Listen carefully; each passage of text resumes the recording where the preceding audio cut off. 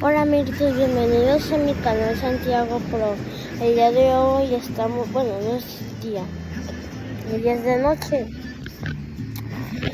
Estamos en la playa pues porque vinimos a hacer una fogatita y pues me gustaría grabar con ustedes. Así que primero denle like y suscríbanse, ¿ok? En menos de 10 segundos. 10, 9, 8, 7, 6, 5, 4,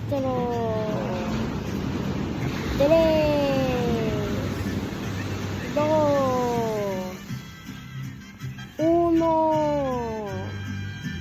0. Sí, entonces denle like y suscríbanse. Y también comenten aquí abajito. El día de hoy no está mi primo Leonel porque se fue a cenar.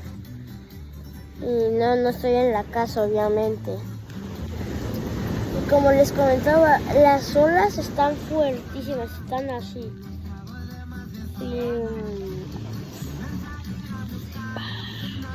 Tronando se escuchan. Así que mejor alejémonos. ¿Ok? Lleva ratillo que sí, no. Esta es la fogata. Esa es la fogata, la que acaban de ver. Y ahora les voy a enseñar el mar. El mar, por lo que les... Bueno, no sé. El mar, por lo que les digo, está fuertecito. Miren, aquí se puede ver.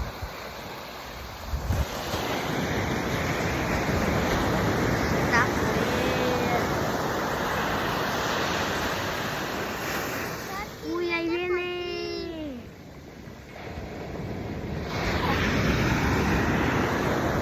No creo que se haya visto bien, pero da igual.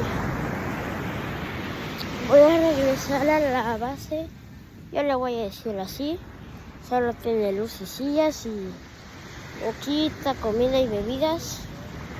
Y otras cosas entre más.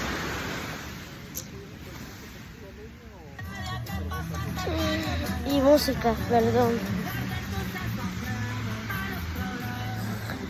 Así que bueno, como ya no tengo nada que explicar, pues me queda ya solo despedirme de ustedes y pues por favor apoyen este video, denle like, suscríbanse y comenten allá abajito, como ya les había dicho. Así que nos vemos, suscríbanse y